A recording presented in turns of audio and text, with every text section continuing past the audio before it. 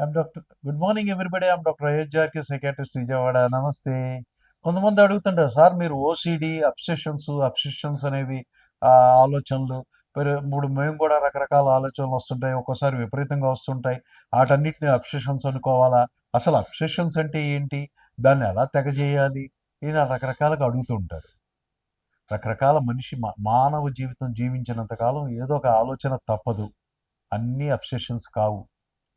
Obsessions అంటే ఏంటి అంటే పదే పదే వద్దనుకున్న అనాలోచితంగా అవాంఛితంగా రిపిటేటివ్గా పదే పదే తిరగబెట్టి అవే ఆలోచనలు మనసులోకి వస్తూ మనసుని ఇబ్బందికి గురి చేసే ఆలోచనల్ని అబ్సెషన్స్ అంటాము.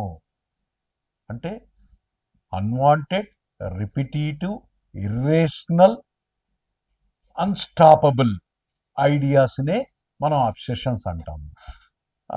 అది అంటే ఇప్పుడు ఒక వ్యక్తి తను చేతులు కడుక్కున్నా కూడా నేను కడుక్కున్నానో లేదో, మళ్ళీ ఏమన్నా అంటుకుందామో మళ్ళీ కడుక్కోవటం, మళ్ళీ వచ్చాక మళ్ళీ ఇంకేమన్నా తగిలిందేమో, ఇందాక సోప్ పెట్టేటప్పుడు మళ్ళీ ఏదైనా చేతికి ఏదైనా ఖరాబ్ అయిందేమో మళ్ళీ కడుక్కోవటం. ఈ రకంగా పదే పదే ఆ ఆలోచనలు వస్తుంటాయి, పదే పదే చేస్తూ ఉంటారు. దానికి ఈ అబ్సెషన్స్కి తోడు కొంతమందిలో ఇలాంటి కంపల్షన్స్, అంటే ఆ వాషింగ్ లాంటివి జరుగుతూనే ఉంటాయి. కొంతమందికేమో ఇందాక లెక్క పెడుతూ ఉంటాడు, 81, 82, 83. అవును, ఇందాక 82 కరెక్ట్గా లెక్క పెట్టానా? మళ్ళీ 1 నుండి లెక్క పెడతాడు. మళ్ళీ ఏదో అనుమానం వస్తుంది.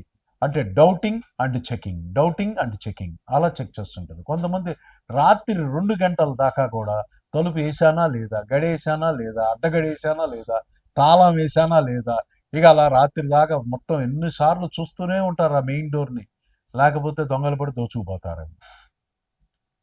కొంతమందికి అశ్లీలమైన ఆలోచనలు వద్దనుకున్నా వస్తుంటాయి, ఇబ్బంది పెడుతూ ఉంటాయి. వావి వరుస లేకుండా కామపరమైన ఆలోచనలు వస్తుంటాయి. భగవంతుడి ముందు ధ్యానం చేస్తూ కూర్చుంటే భగవంతుడి పట్ల అశ్లీలమైన ఆలోచనలు వస్తాయి. అమ్మో ఇదేంట్రా దారుణం అని చెప్పి బాధపడిపోతారు, బీతిల్లిపోతారు, ఏడుస్తారు. అయినా ఆలోచనలు వాళ్ళకి తెలుసు అవి తప్పుడు ఆలోచనలు అని, కానీ వాళ్ళ కంట్రోల్లో ఉండవు.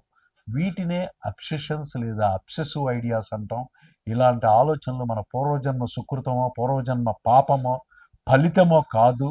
అది వాళ్ళు చేసుకున్న తప్పు కాదు, అదొక వ్యాధి, అదొక జబ్బు. నీకు కాలు ఇరిగితే, చెయ్యి ఇరిగితే కట్టుకట్టి ఎలా నయం చేసుకుంటావో ఈ మానసికమైన జబ్బును కూడా సైకాట్రిస్ట్ దగ్గరికి వెళ్ళి చక్కగా ట్రీట్మెంట్ చేయించుకొని వైద్యం చేయించుకొని బయటికి రావచ్చు. అంతే కదా అని ఈ అశ్లీలమైన ఆలోచనలు వచ్చి కొంతమంది సెకండరీగా డిప్రెషన్కి గురై ఆత్మహత్య చేసుకున్న వాళ్ళు కూడా ఉన్నారు. అలాంటి పని చేయాల్సిన అవసరం లేదు. ఇది రుగ్మత, వ్యాధి, జబ్బు. మీ doctor Ayodhya RK, psychiatrist, Vijayawada. నమస్తే.